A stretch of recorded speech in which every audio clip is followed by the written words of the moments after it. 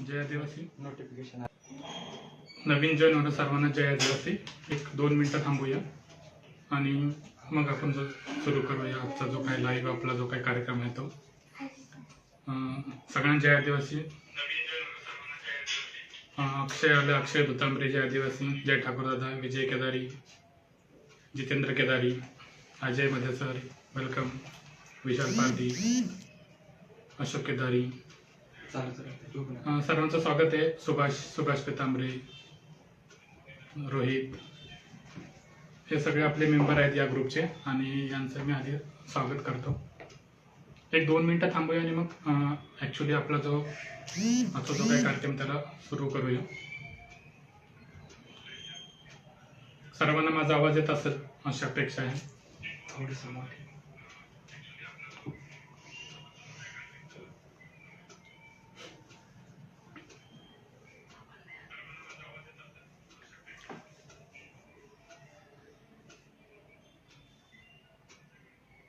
सुभाष, जय आदिवासी. सुभाष येतात ते जॉईन होतं ते आपण 1-2-3 मिनटं थांबूया आणि मग सुरू करूया.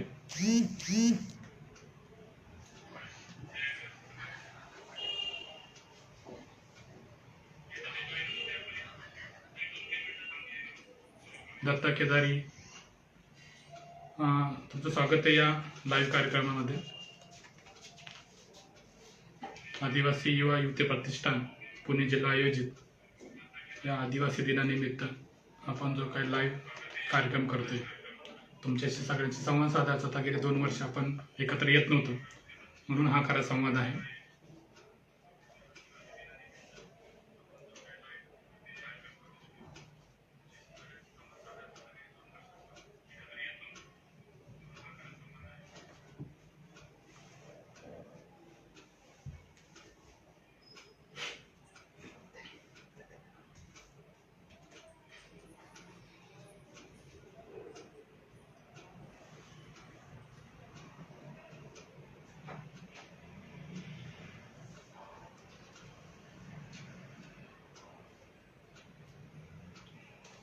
मोहन जय आदिवासी, सागर खंडे पटेल आले, त्यांचं स्वागत या लाईव्ह ह्याच्यामध्ये. आवाज कदाचित छोटा येत असेल. एक just moment, I just adjust that. Okay.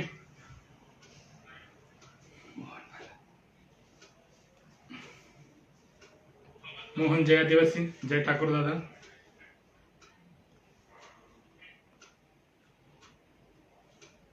चला मित्रांनो, आज आपण सुरू करूया.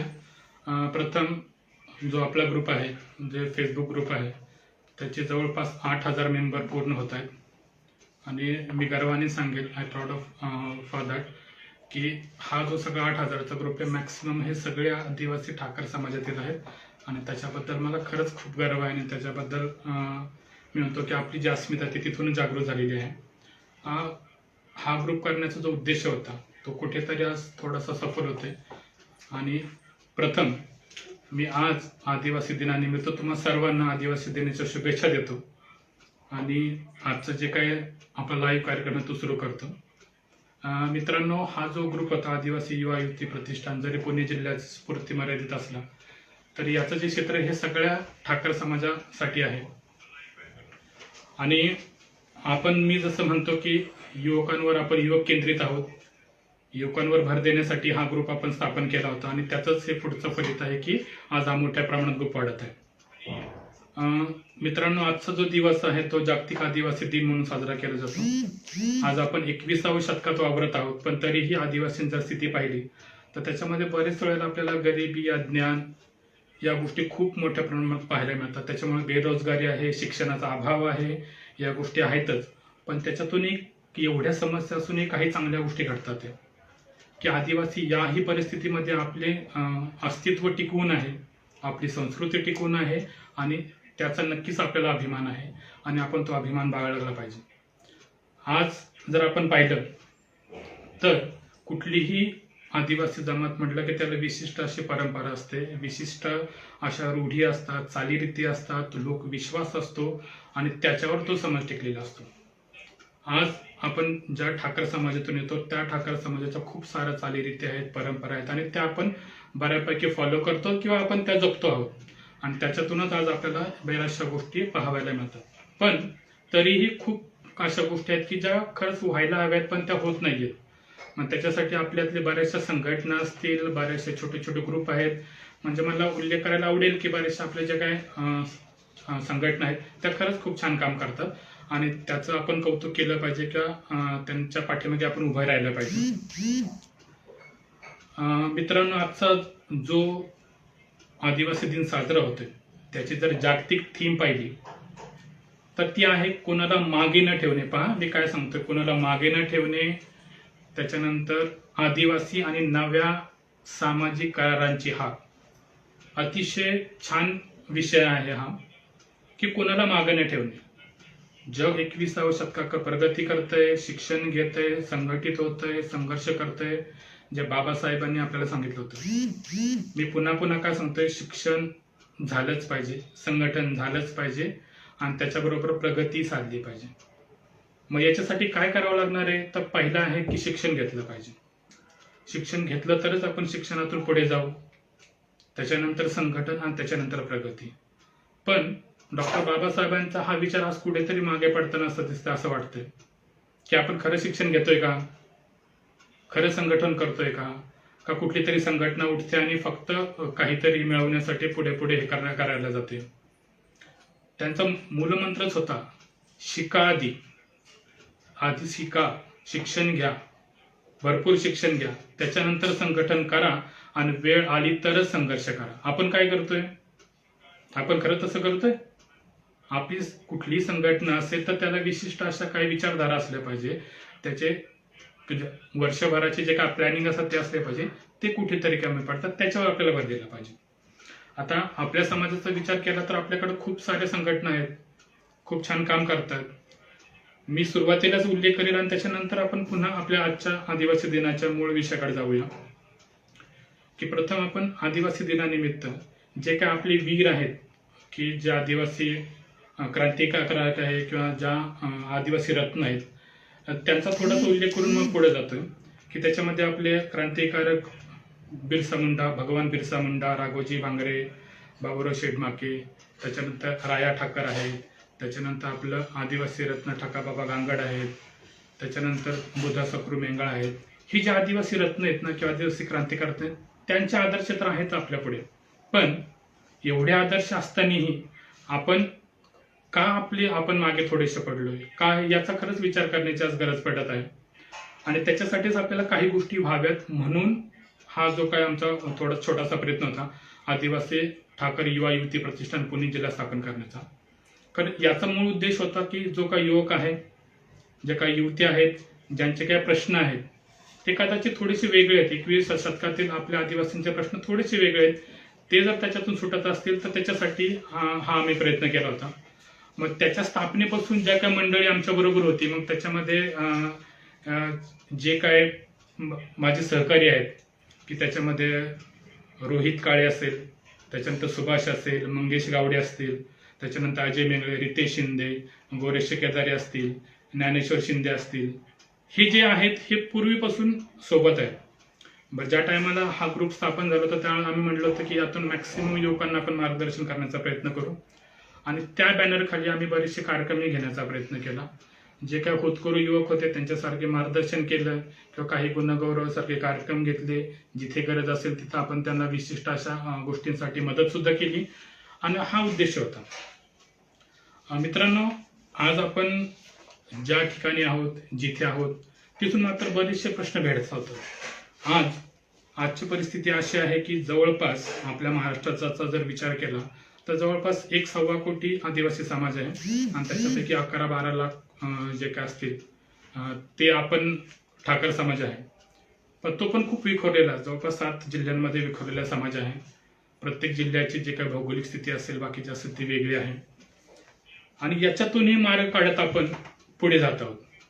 बरं, पुढे जाताना आपल्याला ज्या काही अडचणी येत आहेत त्यात आपण मात करत आहोत. पण त्याच्यासाठी असा जो काही युवकांचा जो असेल, कारण की आपलं जे भविष्य आहे ते युवकांवर आहे.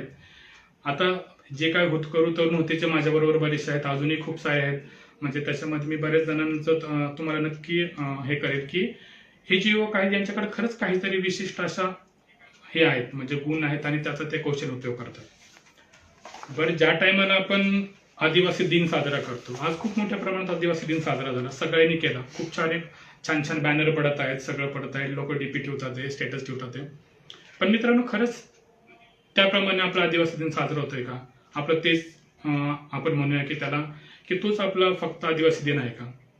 आदिवासी दिनानिमित्त काही संकल्पना हव्या आहेत. म्हणजे जसं मी मागाची पण म्हटलं की आपण आधी शिक्षणावर भर दिला पाहिजे. शिक्षण असेल तर तो माणूस विचाराने समृद्ध होतो. विचाराने समृद्ध असतो तर तो कुणाचा गुलाम व्हायला तयार होत नाही.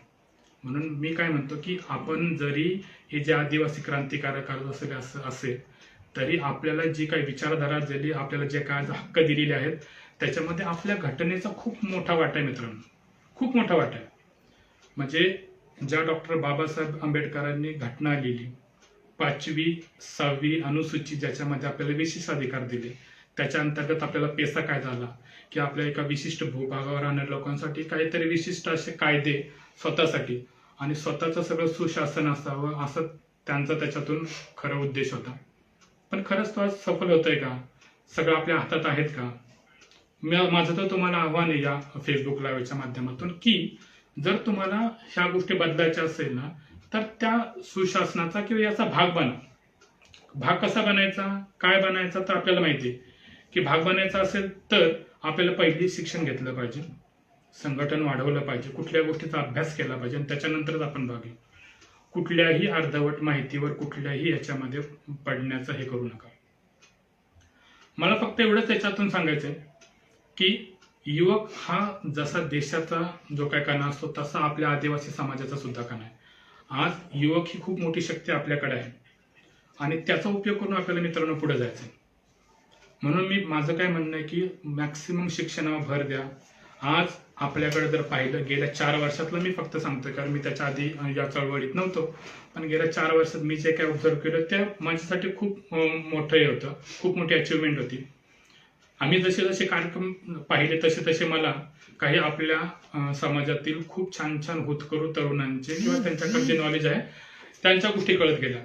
म्हणजे साधारणतः 16-17 साली जर पाहिलं तर खेड, आंबेगाव, जुन्नर या ज्या भागातला मी कार्यक्रम घेण्याचा किंवा तिथल्या काही युवकांशी थोडासा संपर्क साधला. साधारणतः 550 मुलं 10वी, 200च्या मुलं 12वी, ग्रॅज्युएट 25 ते 30 मुलं होतं, पोस्ट ग्रॅज्युएट 10 मुलं होती आणि त्याच्या पुढेही शिक्षण घेणारी होती. म्हणजे त्याच्यामध्ये MA असेल, MSc असेल, MCOM असेल, त्याच्यानंतर काही PhD होल्डर होते, नेट सेट झालेले आहेत. आणि मला आनंदाने सांगावं असं वाटेल की त्याच्यापैकी एक विद्यार्थी आम्हाला असा भेटला, अमोल केदारे सारखा, तो आता BMS करतोय. त्याच्यानंतर आमचा एक विद्यार्थी आहे तो IIT कलकत्ता येथे नुकताच MSc करून आलेला आहे, राजू पडवळ. म्हणजे आपली IITत सुद्धा मुलं गेलेली आहेत. म्हणजे आपण काय म्हणतो ना की आपण एक आपल्यामध्ये एक गाणं येते की ठाकरगडी कुठे नाही गेला, पण या अभिमानाने मी सांगेल की ठाकरगड या सगळीकडे आहे, फक्त तो एकत्र येण्याची गरज आहे आणि थोडंसं समाजाप्रती किंवा असेल तर त्याच्यापाशी जे तुम्हाला जमेल तेवढे हे करा. मी म्हणत नाही की सगळं हे करा. त्याच्यामुळे राजू पडवळ सारख्या मुलांचा तुम्ही नक्की आदर्श घ्या. रवींद्र पारधी सारखे काही विद्यार्थी होते की ज्यांनी आपल्या समाजावर MPhil केलं, नंतर तो आता PhD करतोय, तो प्राध्यापक आहे. त्याच्यामुळे त्याच्यानंतर फक्त मुलांना शिक्षणावरून शिक्षण हे नोकरीसाठीच घ्यावं का? तर अजिबात नाही. शिक्षण हे कशासाठी घ्यावं तर शिक्षणाने माणूस समृद्ध असं म्हणतात. तुम्ही जेवढं शिक्षण घ्या, जेवढ्या गोष्टी करा, तेवढे तुम्ही पुढे जा. म्हणजे पहिलं होतं की शिक्षण हा कुठल्याही बेसिक गोष्टीचा पाया आहे, फक्त नोकरीसाठी नाही. नोकरीचा विचार केला तर मित्रांनो मी तुम्हाला सांगेल की खूप साऱ्या योजना आहेत, आपल्याला रिझर्वेशन आहे, आरक्षण आहे, पण खरंच लाभ झाले दिसतोय. आपल्या समाजातील किती असे अधिकारी आहेत की डायरेक्टली क्लास 1 झालेत, क्लास 2 झालेत. म्हणजे एक दुर्दैवाने मला थोडीशी खंत आहे बरं का की घोडेगाव प्रकल्पांतर्गत जो काय आपल्या विद्यार्थ्यांसाठी MPSC UPSC काम करतो, मी त्याला काही दिवसापूर्वी जॉईन झालो होतो. मी सहज त्यांना माहिती विचारली आणि एक खेदाची गोष्ट मला तिथे कळाली की गेल्या 15 ते 20 वर्षात एकही क्लास 1 अधिकारी ठाकर समाजाचा डायरेक्ट झाला नाही, क्लास 2 झाला नाही. मग हे जर असेल तर आपला जातोय कुठं, हे शिक्षित विद्यार्थी किंवा शिक्षित जो काय वर्ग आहे तो जातोय कडे. मग याला एकच होते, सरळ सेवा भरती अंतर्गत ते जातात कुठे, तर क्लास 3 आणि क्लास 4. आणि विद्यार्थी मित्रांनो किंवा माझ्या मित्रांनो, की हा आपला एम नाहीये. आपण सगळे युवक आहात, युवती आहात, हा सगळा जो आहे ना, याच्यापेक्षा आपल्याला पुढे जायचंय. आणि याच्यापेक्षा कुठे पुढे जायचंय, क्लास 1 क्लास 2. आणि बरं, याला इथे थांबत नाही हा प्रश्न. हाच प्रश्न आपल्याला पुढे एक मोठी समस्या निर्माण झाली सध्या बोगसांचा खूप मोठा प्रश्न निर्माण होतो. बरं, याला जबाबदार कोण आहे बोगसांचा? का बोगस निर्माण होतात? का लोक बोगस जाती लावून आपल्यामध्ये घुसण्याचा प्रयत्न करतात? तर आहे ना, आपल्या जागा मोकळ्या पडतात. जर तिथं तुमच्यासारखे युवक किंवा तुमच्यासारखे जर गेले, त्या जागाच राहिल्या नाही, तर कदाचित तो प्रश्न आपोआप सुटेल. नोकर वर्ग सारखी संघटना आहे, ती मोठ्या प्रमाणात बोगसांच्या विरुद्ध लढा देते. आपण त्यांच्या मागे उभं राहायला पाहिजे. अरुण खाकर सारखे अध्यक्ष आहेत, ते खूप छान काम करतात, त्यांचे सहकारी खूप छान काम करतात. मीही काही दिवसापूर्वी त्यांचा भाग होतो. माझ्या वैयक्तिक कारणामुळे मी थोडंसं युवकांच्या इकडे जास्त आकर्षित झालो, मला तिकडे काम करायचं म्हणून तिकडे आलो. पण त्यांच्यासाठी साथ द्या. म्हणजे अशा काही संघटना ते खरंच छान काम करत होते. पण हा बोगसाचा प्रश्न राहायचा नसेल तर हे आपल्या हातात आहे. तुम्ही खूप शिक्षण घ्या, तुम्ही त्या जागा एक्वायर करा, तुम्ही प्रत्येक ठिकाणी पुढे जा, तर हा कदाचित बोगसांचा प्रश्न कमी होईल. आता कुणीतरी चंद्रपूर यवतमाळचं उठतं तो म्हणतो मी ठाकरेन, त्याच्यातून हे खूप मोठ्या प्रमाणात प्रश्न होतो. आपल्या मुलांचा प्रश्न निर्माण झाला. बरं, मग हा नोकरी हाच फक्त टार्गेट आहे का याचा? तर अजिबात नाही. जो नोकरी कराल तर तुम्ही एका स्पेसिफिक याने राहाल. आपल्याला त्याच्या पुढे जायचंय, नोकरीपेक्षा वेगळा विचार करायचा. मग त्याच्यासाठी काय करावं लागेल? कुठलाही व्यवसाय करा. आपल्याला माहिती आहे की आपण जंगलात राहणारी माणसं आहोत, निसर्गाच्या सान्निध्यात वाढलेले, निसर्गाशी एकरूप होणारे असे आदिवासी आहोत. मग आपल्या काही उपजत गुण असतात, म्हणजे आपण त्याच्यामध्ये काही छंद म्हणूया, काय म्हणूया, मासे पकडणे झाले, जंगलातले वस्तू गोळा करणे झाले, त्याच्यावर सुद्धा आज खूप सारे उद्योग चालू शकतात. म्हणजे मला अभिमानाने काय की आपले काही उद्योजक आहेत. मग त्याच्यामध्ये नाव घ्यायचं असेल तर मनोहर केदार सारखे लोक आहेत, खूप मोठ्या प्रमाणात मत्स्य व्यवसाय त्यांचं नाव आहे, खूप त्यांनी केलंय. त्याच्यानंतर त्यांच्या पावलापावली बाकीचे सुद्धा आहेत, हे कडाळ्यासारखे काही व्यक्ती आहेत, किंवा नुकताच आपला रितेश शिंदे सारखा खोतकर तरुण आहे, त्यांनी मत्स्य व्यवसायाकडे वळाला, तो छान काम करतोय. त्याच्यानंतर कुक्कुटपालनासारखे काही व्यवसाय आहेत, त्याच्याकडे तुम्ही वळू शकता, किंवा बाकीचे जे काही जोड व्यवसाय आहेत त्याच्याकडे वळा. कारण फक्त नोकरी हा जर उद्देश धरला तर कर्तव्य त्याच्यातून आपल्याला म्हणावं तसं अर्थार्जन आजही मिळत नाही. त्याच्यानंतर आपल्या बऱ्याचशा भागात, पुणे जर भाग पाहिला तर हा थोडासा इंडस्ट्रियल झोन आहे, तिकडे तुम्ही हे करू शकता, त्याच्यामुळे तोही आपल्यासाठी उपलब्ध आहे. त्याच्यामुळे या आदिवासी दिनानिमित्त आपण एवढं तरी करूया की पहिला आपण आपल्यापासून सुरुवात करूया. आधी तुम्ही व्यवस्थित व्हा, तुम्ही सेटल व्हा, तुमचं घर सेटल करा, तुमच्या आजूबाजूचे तुमचे नातेवाईक सेटल करा, तुमची वाडी सेटल करा, समाज आपोआप सेटल होईल. समाज बदलेल तेव्हा जेव्हा तुम्ही बदला, जेव्हा आपण बदलू, सुरुवात आपल्यापासून करूया, त्याच्यानंतर पुढे जाऊया. मग फक्त तिथेच आहे का? आज काही युवक पहा की बाबा युट्यूब सारखा चॅनल आहे, तर त्याच्यावर जर तुम्ही तुमचं युट्यूब चॅनल चालू केलं तर त्याच्यातूनही अर्थार्जन होऊ शकतं. म्हणजे या नवीन वाटात, व्यवसायाच्या किंवा याच्या नवीन वाटात, की नोकरी अवलंबून 2012 नंतर मित्रांनो सांगतो कुठलीही भरती झालेली नाही. त्याच्यामुळे ते सरकारी नोकरी लागल, ग्रॅज्युएट झाला, पोस्ट ग्रॅज्युएट झाला, तुम्ही नवीन व्यवसाय शोधा. कुठलाही रोज आपल्याला काहीतरी मिळेल, अर्थार्जन मिळेल असे व्यवसाय किंवा अशा गोष्टीकडे आपण लक्ष दिलं पाहिजे. बरं, आपली अस्मिता आहे, काही वेगवेगळे असतात, आपल्या चालीवृत्ती आहेत, त्या टिकवल्याच पाहिजे, त्याला पर्याय नाहीये. त्या टिकवायच्या असतील तर आपल्याला त्या निसर्गाशी जुळवून घेऊन, आपल्या याच्याशी जुळवून घेऊन आपल्याला पुढे जायचं. मग आपली जी अस्मिता आहे ती आपली लोक आहेत, आपली संस्कृती आहे, आपली जी काही धरोहर आपण ज्या भागात राहतो ती आपली अस्मिता, आणि ती टिकवलीच गेली पाहिजे. त्याच्यामुळे आदिवासी दिनानिमित्त आपल्याला तो निर्धार करायचा की बाबा ही आपली अस्मिता ही टिकवलीच पाहिजे. मग आपल्या चालीरीती असतील, रूढी परंपरा असतील, त्या जरी आज काळ बदलत असेल तर त्या थोड्याशा जपा मित्रांनो, कारण त्याच्याशिवाय आपल्याला पुढे फ्युचरमध्ये पर्याय नाही. तुम्ही जर एका चांगल्या याच्यावर गेला आणि तर तुम्ही रूढी परंपरा पाळल्या तरच आपला समाज काहीतरी आहे, नाहीतर या बाकीच्यांचं जे काय क्रम होत आहे त्याच्यावर नक्की होत राहील. मग जेव्हा आपण आपल्या समाजातील काही व्यक्तींचा किंवा ज्येष्ठांचा विचार करतो, मला आवर्जून इथे काही गोष्टींचा उल्लेख करावा लागेल की आपल्यामध्ये सुद्धा खूप छान कार्य करणाऱ्या व्यक्ती होत्या. त्याच्यामध्ये आपले आदिवासी रत्न, ज्यांना आपण ठकाबाबा गांगड म्हणतो, त्यांना सगळ्यांना माहिती राष्ट्रपती पुरस्कार मिळाला होता. ते विविध पशुपक्ष्यांचा आवाज काढायचे. त्याच्यानंतर अशा काही अचिव्हमेंट आहेत की त्या खरंच समाजापर्यंत आल्या पाहिजे. आपल्याकडे खूप अचिव्हमेंट असतात पण त्या समोर जात नाही. म्हणजे राष्ट्रपती पुरस्कार मिळाल्यामध्ये आपल्याकडे निवृत्तीमध्ये साहेब आहेत. निवृत्तीमध्ये साहेबांना सुद्धा राष्ट्रपती पुरस्कार मिळाला होता. त्याच्यानंतर नुकताच ही पुण्यासाठी किंवा आपल्यासाठी सर्वांची की आपल्या बरोबर काम करणारे राजाराम काळू केदारी यांनाही राष्ट्रपती पुरस्कार मिळाला. ही अभिमानाची गोष्ट आहे आपल्याला. ही आपली अस्मिता आहे. या गोष्टी आपल्या अस्मिता आहेत. आपल्या समाजातील एखादा माणूस जर पुढे काय करत असेल तर ऑब्विसली त्याचं नाव होतं, त्याच्याबरोबर त्याच्या कुटुंबाचं नाव होतं, त्याच्या पटीवर गावाचं नाव होतं आणि पूर्ण समाजाचं नाव होतं. त्यामुळे ती आदिवासी अस्मिता टिकली पाहिजे. पुढे जसं आपण म्हणतो की अस्मितेमध्ये बऱ्याचशा गोष्टी येतात. मग तुमच्या चालीरीती असेल, बोलीभाषा असेल. मला खूप गर्व वाटतो की मला आपली बोलीभाषा ठाकरे खूप छान येते. म्हणजे एखाद्या माणसाकडे बोलताना जर वाटलं की हाव आर यू असं जर म्हटलं, त्याच्यापेक्षा जर एखाद्या मला विचारलं बेस आहेस कर, तर ते खूप मनाला भावतं. मग मी सांगतो मग खूप बेस आहो, आम्हाला सगळं बेस आहे, तुम्ही त्याच्यामध्ये व्यवस्थित राहा. म्हणजे असं या गोष्टी आहेत की ज्या खरंच तिथं आपुलकी निर्माण होते. म्हणजे ज्या गोष्टीची खरंच अभिमान वाटावा ना, तर त्याची काहींना लाज वाटत असेल तर दुर्दैव आहे. तो त्या गोष्टी सोडून आपल्याला त्या गोष्टीमध्ये पडायचं नाही. मग जसं जसं आपण आदिवासी दिन साजरा करतो मित्रांनो, माझं असं म्हणणं आहे की आदिवासी युवा युवती प्रतिष्ठानतर्फे आम्ही दरवर्षी कुठल्या ना कुठल्या संघटनेबरोबर राहून काहीतरी काम करायचं. मग त्याच्यामध्ये उल्लेख करायचा असेल तर जुन्नरच्या आदिवासी ठाकर संघटना आहे. त्याचे अध्यक्ष डॉक्टर विनोद केदार आहेत आणि खूप छान हुशार माणूस आहे. त्याच्यामुळे अशा माणसाबद्दल आपण राहिलं पाहिजे.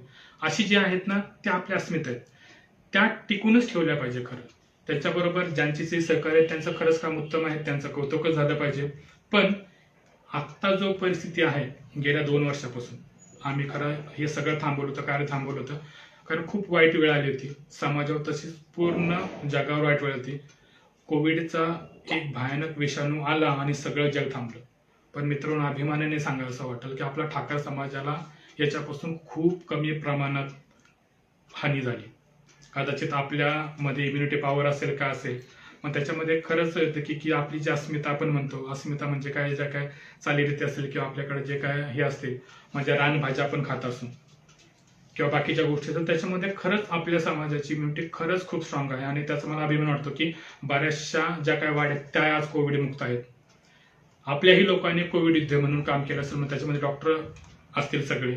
मग मी आत्ताच म्हटलं की त्याच्यामध्ये डॉक्टर विनोद केदारी आहेत, जालिंदर वाजे आहेत, भास्कर वारे यांच्यासारखे आहेत. त्याच्यानंतर आपल्या ज्या काय सिस्टर ताई होत्या त्याच्यामध्ये केदारे मॅडम हे ज्या खेडमध्ये काम करतात किंवा मधवे मॅडम असतील, यांनी कोविड योद्धे म्हणून काम केलं. त्यांचे किंवा त्याच्याबरोबर बाकीचे आहेत, डॉक्टर्स आहेत किंवा नर्सेस आहेत, आरोग्य खात्यातले कर्मचारी, त्यांना खरंच धन्यवाद दिले पाहिजे की त्यांनी जगाशी एवढं मोठं संकट असताना त्यांनीही त्यांच्या ह्याने केलं. काही शिक्षक मंडळी होती, त्यांनी मोठ्या प्रमाणात कोविड युद्ध म्हणून केलं. त्या सर्वांचे आपण आभार मानले पाहिजे कारण हे जे संकट होतं ते टाळण्यामध्ये आपल्याही समाजाचा वाटा होता. मला अभिमानाने सांगावं असं वाटेल की पश्चिम पट्टा जो आहे तो निसर्गाने असा समृद्ध आहे. आणि आपण म्हणतो ना, तुम्ही निसर्गाकडे चला, निसर्ग आपल्याला भरभरून देतो. म्हणजे मी तर निसर्गाचा खूप चाहता आहे. तुम्ही जर मला हे पाहत असाल तर मी कायम निसर्गात होतो. मला कुठली गोष्ट जर जाणवली तर मी पहिला निसर्गात जातो, जिथे खरंच थोडीशी शांती मिळते. म्हणजे जरी माझं वाढणं जे सगळे सिटीमध्ये झालं असेल तरी मला जर कोणी विचारलं की कुठे आवडतं तर निसर्गाकडे मी म्हणेल. कारण आपण आहोत निसर्गातच वाढलेलो आहोत. आपण मूळ आदिवासी आहोत, मूळ निवासी आहोत. त्याच्यामुळे त्याचा गर्व बाळगलाच पाहिजे. पुढे जाऊया मित्रांनो की याच्यामध्ये फक्त आरोग्य कर्मचारी होते का? नाही. याच्यामध्ये आपल्या ठाकर समाजातील बरेचसे जे काही पोलीस कर्मचारी होते त्यांचाही खूप मोठा हात होता. मग त्याच्यामध्ये मला अभिमानाने सांगावं असं वाटेल की पी आपले रामदास काळे साहेब आहेत, शंकर बालेकर साहेब आहेत, सुभाष केदार साहेब आहेत आणि बाकीचे सगळे जे काय PI PSI असतील यांचाही खूप मोठा. जी लोक खरंच या कोविड काळामध्ये जगाबरोबर ज्या काय त्याच्यामध्ये संकट टाळण्यासाठी उभे होते. मग ही आपली अस्मिता आहे, हे आपले लोक आहेत, यांच्या पाठीशी आपणही राहिले पाहिजे. हा निर्धार आपण या आदिवासी दिनानिमित्त करूया. पुढे जाऊया मित्रांनो की फक्त आदिवासी दिन हा साजरा करणं की तुम्ही जर पाहता असेल की आजकाल फॅशन आली, थोडीशी फडकीला जर घेतलं तर माझ्या बॅकग्राऊंडला थोडा फडकीचा कलर आहे असं तसं, की फडकी घेतली म्हणून आपण आदिवासी झालो का, की फडकी घातली म्हणून आपण आदिवासी झालो का? तर त्याच्या काही परंपरा किंवा त्या मूळ गाभ्याला कुठेही न कुठल्याही गोष्टीला न हात लावता आपण पुढे गेलं पाहिजे. त्याच्यामुळे एक विनंती आहे त्याच्यामध्ये की बाबा जर तुम्ही एखाद्या गोष्टी वापरत असाल तर त्याचं पावित्र्य राखलं गेलं पाहिजे. आपले देव आहेत खूप छान हे मोठे आहेत, पण त्याच्याबरोबर बाकीच्या देवांचा सन्मान राहायला पाहिजे. असं नाही की आपण कुणाला फॉलो करतो. आता त्याच्यापासून मी स्वतः खूप कन्फ्युज आहे की आपण कुठल्या देवदेवतांना फॉलो करावं. त्याच्यामुळे मी त्याच्यावर त्या याच्यामध्ये घुसणार नाही. वेळ आली की नक्की त्याच्यावर बोलू, मी नक्की बोलेन, कारण माझ्याकडे बोलण्यासारखं काय खूप सारं आहे. आपल्या ज्या काय आपण निसर्गाला मानणार आहोत, त्याच्यामुळे निसर्ग देवता हे आपल्या आधी आहे आणि त्याच्यानंतर बाकीच्या देवता आहेत. त्याच्यामुळं मी तर म्हणेन की निसर्गाची तुम्ही समरूप व्हा, त्याच्यामध्ये हे करा. त्या निसर्गाला समरूप होऊनच आपण आपल्याला प्रगती पुढे करायची. मित्रांनो, ज्या टायमाला काही गोष्टींचा उल्लेख करावा असं वाटतो, पण हा तो मंच नाही. कदाचित फेसबुक लाईव्ह हा तो नसेल. जेव्हा आपले जाहीर कार्यक्रम होतील तेव्हा आपण नक्की करू. पण गेल्या 2-3 वर्षातला माझा जो अनुभव आहे, 4-5 वर्षातला जो काही मी या संघटनेबरोबर काम केलं, माझी तुम्हाला कळकळून विनंती तरुण वर्गाला पण, की तुम्ही सहभाग घ्या त्याच्यामध्ये. जो काय आपल्याला जे काय अधिकार आहे ते जाणून घ्या, शिक्षण घ्या, ते जाणून घ्या आणि मग पुढे या. आपल्याकडे सध्या की हा जो काळ संपला, पावसाळा संपला की नुकताच क्रिकेटचा सीझन येतो. मित्रांनो, क्रिकेट खेळणं वाईट नाहीये, मला त्याच्याबद्दल काहीच बोलायचं नाही. पण क्रिकेट नक्की खेळा, पण तुमचं सिलेक्शन मात्र IPL किंवा कुठल्या तरी भारतीय टीम झालं पाहिजे, हा ध्यास असला पाहिजे. खूप मोठ्या प्रमाणात आपल्याकडे क्रिकेट खेळला जातो, पण असं म्हणतात ना की तो सहभाग कुठपर्यंत असतो, फक्त की त्या एरियापर्यंत. एरियापुरता नकोय मला. तुमच्यामध्ये खूप टॅलेंट आहे हे मलाही माहिती आहे, त्याला खूप विरोध होतो हे मला माहिती आहे, पण सगळं सोडून क्रिकेट खेळणं हे नसावं. कारण की तुम्ही युवक आहात, 19, 20, 21, 22, 23, 24, 25 वर्ष तुमचे वय असतात. हे वय जे असतं ना, हे काहीतरी अचीव करण्याचं असतं. तुम्ही क्रिकेटमध्ये भाग घ्या, नक्की करा, पण ध्यास हा सर्वोत्कृष्ट बनण्याचा असला पाहिजे. तुम्ही सर्वोत्कृष्ट बना, आम्हाला अभिमान असेल. मी काय म्हणतो की आपली कॅपॅसिटी, तुम्हाला एक उदाहरण देतो. आपल्याकडे बैलगाड्या शर्यत असायच्या पूर्वी. बैलगाड्या शर्यत जर तुम्ही पाहिली असेल तर मी पण त्याच्यात खूप पाहायचो. तर बैलगाड्या शर्यतीच्या पुढे घोडी असते, बरोबर, आणि त्याच्या पुढे बैलाच्या पुढे ती घोडी असते, घोडी पुढे पळते, नंतर तो बैल पडतो. एक घाट असतो, तो असा थोडासा स्लोप असतो, वरती पळायचं असतं. बैलगाडा असतो, त्याच्या पुढे घोडी असते, ती पळते, घोडी पार करते आणि त्याच्यानंतर बैलगाडा पळतो. आणि ते जे अंतर असतं, it is beyond that 100 metres, त्याच्या 100 मीटरपेक्षा पुढे असतो. मी आपल्यातला असा माणूस पाहिलाय की जो त्या बैलाच्या आणि त्या घोडीच्या पुढे पळत होता, आणि तो पण उलटा. आणि त्या फळीफोड जो असतो, तर कदाचित आपल्याला ते फळीफोड, तो फळीफोड असतो 11 ते 12 सेकंदाचा. मित्रांनो, वर्ल्ड रेकॉर्ड आहे 9.85 सेकंद. हे जागतिक वर्ल्ड रेकॉर्ड, हुसेन बोल्टचं रेकॉर्ड आहे. मला सांगा, गाड्याच्या पुढे घोडी, घोडीच्या पुढे माणूस जर असेल तर त्याचं जे अंतर असेल ते मी तर जाहीरपणे सांगेल की ते it is beyond the 9 second. ते जर असेल तर कदाचित वर्ल्ड रेकॉर्ड असला असता. कुठल्या ऑलिम्पिकमध्ये ज्या गोल्ड मेडल आपण घेऊन येऊ, एवढी ताकद आहे आपल्या याच्यामध्ये. मग त्याला कदाचित प्लॅटफॉर्म मिळत नाही किंवा संधी मिळत नाही असं होतं. प्रत्येकामध्ये खूप सारे गुण आहेत. मी म्हणतो ना की मी खूप सारे असे बघितले की आपल्याकडे आयुर्वेदाचं खूप चांगलं नॉलेज आहे, आयुर्वेदाचं खूप चांगलं नॉलेज आहे, पण ते आपण आपल्याशी मर्यादित राहतो. त्याचा जर उपयोग करत असेल तुमच्या वैयक्तिकसाठी केला तर माझी काही हरकत नाहीये, पण ते नॉलेज मिळवा, ते बाकीच्यांना पुढे जाऊ द्या. आणि ही जी धरोहर आहे आपली, ही जी अस्मिता, ही टिकली पाहिजे याच्यातून. गेले 2 वर्ष झाले की मला बऱ्याचदा कोविड काळामुळे मी कुठे जाहीर कार्यक्रमाला जात नाही. मला खूप संवाद साधायला आवडतो की युवकांशी, तर माझा तर सगळ्यात फेवरेट विषय की युवकांशी, कारण मी त्यांच्यातच काम करतो. पण मित्रांनो, जेव्हा तुम्ही काम करताना तुम्हाला संघटनेत काम करायचं असेल हरकत नाही. कधी संघटनेत काम करा पहा, किंवा तुमचा युवक ग्रुप असतील. आता खूप सारे ग्रुप आहेत. मला एक खूप अभिमान वाटतो की मी ज्या खेड तालुक्यात येतो, मैत्री नावाचा खूप छान ग्रुप येते, त्याचे मेंबर पण खूप छान आहेत. पण हे जे ग्रुप असतात ना, याचा कधीतरी एका विधायक कामासाठी उपयोग करा. जे काही ग्रुप असतात तुमचे, किंवा क्रिकेट मंडळ असेल, विधायक काम करा, छोटंसं का होईना. गरज नाहीये तुम्हाला खूप मोठा हे झालं पाहिजे, कारण तुमच्यामध्ये खूप ताकद आहे. ती ताकद एकत्र या, संघटित व्हा आणि त्याच्यातून काम करा. पण मी जसं आधी पण म्हटलं, पहिलं शिक्षण घ्या, त्याच्यानंतरच संघटन झालं पाहिजे, त्याच्याशिवाय पर्याय नाही. त्याच्यामुळं या गोष्टीचा नक्की विचार करा आणि त्याच्यातून मार्ग करून पुढे करा. कारण तुम्ही जर पुढे गेलात तर तुमच्यामुळे आमचा सुद्धा स्वाभिमान मोठा होणार आहे किंवा आम्हाला त्याच्याबद्दल अभिमान वाटणार आहे आणि तुमच्या याच्यामुळे आपल्या पूर्ण समाजाला सुद्धा गर्व असणार आहे. त्याच्यामुळे ते एक आहे मित्रांनो.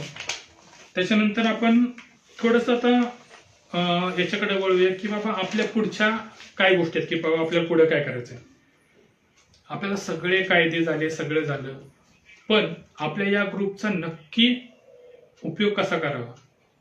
तर या ग्रुपचा उपयोग करताना जास्तीत जास्त पोस्ट तुम्ही ज्या टाकत असाल तर त्याच्याविषयी एक की समाजाची विधायक पोस्ट टाका. चांगल्या ज्या गोष्टी करतात त्याला करा. काय वाईट सगळीकडेच, वाईटाला प्रसिद्धी देण्यात काय अर्थ नसतो. तुमच्याबद्दल काय चांगलं घडतं असेल, तुमच्या शेजारी चांगलं घडतं असेल त्याच्यासाठी या ग्रुपचा नक्की उपयोग करा. बाकीच्या ज्या काही गोष्टी त्याच्यासाठी नक्की उपयोग करा. आणि मी तर तुम्हाला हे एवढं कायम सांगेल या माध्यमातून की आपला आदिवासी युवा युवती प्रतिष्ठान प्रत्येक वर्षी जो काही गुणगौरव सोहळा करत असतो त्याच्यामध्ये असेच समाजातील आपल्या जी काही धरोहर आहे आपली, ज्यांच्यामुळे आपल्या समाजाचं नाव मोठं होते, अशा काही व्यक्ती असतील, काही युवक असतील किंवा बाकीचे असतील, त्यांचा कायम सन्मान करतो. गेले 2 वर्ष आपल्याला हे करता नाही आलं, पण मित्रांनो मी तुम्हाला इथे नक्की सांगतो की पुढच्या वर्षी आपण नक्की जोमाने येऊया. आदिवासी दिन पण जोमात साजरा करूया आणि ज्या काही आपल्या समाजातील चांगल्या गोष्टी त्या पुढे नक्की आणण्याचा प्रयत्न करूया. मी मागाचे जो मुद्दा राहिला होता तो कंप्लीट करतो आणि मग आपण याच्याकडे वळूया की तुम्हाला जर संघटनेत किंवा एखाद्या ग्रुपमध्ये काम करायचं असेल तर काय करा. आधी स्वतः स्ट्रॉंग व्हा, स्वतः त्याची माहिती घ्या. त्याच्यानंतर कुणावर डिपेंड राहण्याची गरज नाही अशी असेल तरच संघटनेत या, अदरवाईज संघटनेच्या नादी लागू नका. तुम्ही जेव्हा स्वतःच्या पायावर उभे राहाल, तुमचं काही अर्थार्जन असेल, तुमचं एज्युकेशन पूर्ण असेल तरच संघटनांच्या मधून किंवा कुठल्याही ग्रुपमधून काम करा. त्याच्याशिवाय इकडे वळू नका. नाहीतर काय होतं की कुठेतरी आपला युग भरकटला जातो. आज खूप साऱ्या समस्या आहेत आपल्या समाजामध्ये मित्रांनो. व्यसनाधीनता सारखा खूप मोठा गंभीर प्रश्न आहे. त्याच्याकडे कुठलीही संघटना हे करत नाहीये, कुठलाही ग्रुप त्याच्याकडे लक्ष देत नाही. कुठलाही ग्रामपंचायत, मला वाटत नाही काय 2 ग्रामपंचायत सोडलं तर त्याच्यावर निर्णय घेता येत नाही त्यांना. कदाचित त्यांचे काय प्रॉब्लेम असतो ते त्यांनाच माहिती आहे. त्याच्यामुळे या गोष्टीकडे लक्ष दिलं पाहिजे. स्त्रियांविषयी जे काही प्रश्न असतात त्याच्याविषयी काही संघटना कुठले मोठा हे घेताना दिसत नाही. त्यामुळे आदिवासी दिनानिमित्त आपण ह्या करू की ह्या बेसिक गोष्टी आहेत. आजही वाड्यावाड्यातून खूप सारे प्रश्न भेडसावतात. त्या छोट्या गोष्टींकडे जर तुम्ही थोडंसं लक्ष दिलं तर आपण त्याच्यातून बाहेर पडूया आणि त्याच्यातून आपल्याला मार्ग निघेल. हे या आदिवासी दिनाचं आपण एक फलित म्हणूया की या गोष्टींकडे आपण भर देऊया. जर त्याच्या पुढे जायचं म्हटलं की आजही आपल्या आदिवासी वाड्यांमध्ये बरेचसे सारे खूप लोकप्रतिनिधी असतात. लोकप्रतिनिधी आहेत मित्रांनो, त्यांच्याबद्दल आपल्याला काय बोलायचं नाहीये, पण त्यांच्याकडे तुम्ही जाऊन चांगली कामं करून घ्या. मी असं म्हणत नाही की सगळे, पण जर तुमच्यासारखे सुशिक्षित युवक जर याच्यामध्ये गेले तर कदाचित एक सुशासन किंवा एक चांगलासा काहीतरी त्याच्यातून होईल. कारण आज गरज आहे. ग्रॅज्युएट झालेला जर सरपंच असेल तर गावचा नक्की विकास करेल. योजना कशा राबवायच्या, काय राबवायच्या याच्यावर आपल्याला नक्की विचार करता येईल. त्याच्यामुळे त्याच्यावर तुम्ही नक्की विचार करावा. त्याच्यानंतर जो सगळ्यात महत्वाचा प्रश्न राहतो की या कोविड काळामध्ये 2 वर्षामध्ये मी जो पाहिला ना, मला खूप थोडंसं विदारचित्र दिसलं बरं का. ऑनलाईन शिक्षण चालू आहे. आता तुम्हीच मला सांगा की किती वाड्यांमध्ये रेंज होती, काय होते, खरंच काय झालं असेल. तर मी तुमच्या माध्यमातून एक आवाहन करतो सगळ्यांना, तुम्ही बरेच सुशिक्षित आपल्या वाडीपुरती थोडं थोडं जर काही त्या विद्यार्थ्यांसाठी करता आलं तर तेवढं नक्की करा. कारण बाकीच्या सगळ्यांपर्यंत ऑनलाईन पोहोचलो पण आपल्यामध्ये आणि त्याच्याबद्दल कोणीही बोलायला तयार नाही. कारण एक पिढी त्याच्यामुळे मागे पडत आहे. त्या गोष्टीकडे भर देऊया. सो हे असे काही संकल्प आहेत ते आपण नक्की करूया. आणि मी या निमित्त तुम्हाला अजून एक सांगतो, आपल्या आदिवासी युवक युवती प्रतिष्ठानचा लवकरच YouTube चॅनल येत आहे. तेव्हा तुमचे काही व्हिडिओ असतील काय असेल तर त्याच्यावर नक्की टाका. तुमच्यातले जे काही कलागुण असतील, म्हणजे कुणाकडे एखादा चांगला नृत्य करत असेल किंवा एखादं काही हे असेल तर त्या गोष्टी असतील. त्याच्यानंतर तुमच्या काही गाण्याच्यामध्ये काही विशिष्ट होत असेल, कोणी काय अचिव्हमेंट केले असेल तर त्याचंही त्याच्यासाठी एक व्यासपीठ मिळवून देण्याचा आपण प्रयत्न करणार होतो आणि त्याच्यासाठी तुमची साथ हवी. सगळ्यांनी म्हणून आपल्याला पुढे जायचं. आपल्याला काही कुणाबद्दल कुठला हे नाहीये. जे चांगले आहे ते घेत घेत घेत पुढे जाऊन आपला स्वतःचा विकास करायचा आहे. पर्यायाने आपल्या कुटुंबाचा विकास करायचा आहे. कुटुंबाबरोबर आपल्या जे काही गाव असतं त्याचा विकास करायचा आहे आणि गावाबद्दल बरोबर आपल्या समाजाचा विचार करायचा आहे. या सगळ्या गोष्टीचा उहापोह करूनच आपल्याला पुढे जायचं. याच या आदिवासी दिनाच्या तुम्हाला सगळ्यांना शुभेच्छा असतील आणि तुमच्याकडून हीच अपेक्षा आहे की आपण जेव्हा जेव्हा आता कधी भेटू किंवा जे करतो तर या विचाराने या गोष्टींवर नक्की विचार करा की काय करायचं आपल्याला, कुठल्या बेसिक गोष्टीने काय काय पुढे करायचंय. आणि यातूनच आपल्याला पुढे हे करायचे आणि त्याच्यातूनच आपल्याला समाजाचा, आपल्या सगळ्यांचा आणि याचा विकास करायचा. त्याच्यामुळे मित्रांनो, कदाचित थोडा वेळ होतोय, थोडंसं जास्त येत असेल, पण नक्की या खूप साऱ्या बोलण्याचा विषय आहे. पण मला खूप दिवस असं वाटत होतं की बोलावं. आपल्या जो ग्रुप आहे, 8,000 मेंबर झालेत. महाराष्ट्रातला नंबर 1 ग्रुप आहे. मला आजही अभिमान आहे त्याचा की 90% सगळे आदिवासी ठाकर समाज आणि नंबर 1 ग्रुप आहे. त्याच्यामुळे हा ग्रुप असाच राहील. चांगल्या विधायक कामासाठी आपण त्याचा उपयोग करूया. तुम्ही सगळे आहात, सगळे आमच्याबरोबर असणारच आहात आणि कायम राहायची अपेक्षा आहे. आणि कधीही मित्रांनो काही लागलं तर मी जसं म्हटलं की जो काय आमची टीम आहे, म्हणजे ज्याच्यामध्ये मी आता काय यांचे नाव घेतले माझ्या सहकार्याचे, त्यांच्याशी तुम्ही खूप सहकार्य करा, कारण त्यांच्याशिवाय आम्ही काहीच नाहीये. सहकारी आहेत तर आहे. त्याच्यामुळे एकमेकांना सहाय्य करत राहा आणि त्याच्यातून आपण आपली प्रगती करूया आणि त्याच्याबरोबर आपल्या समाजाचा सुद्धा विकास करूया. तर या सगळ्या तुम्हाला आदिवासी दिनानिमित्त शुभेच्छा देतो. सगळ्यांना हा आदिवासी दिन हा खूप समृद्धीचा, खूप असा याचा जावो आणि सगळे आपले समाज बांधव पुढे पुढे जात राहू अशी अपेक्षा व्यक्त करतो. आणि सगळ्यांना जय आदिवासी, जय ठाकूर दादा. आपण नक्की पुन्हा भेटूया. धन्यवाद.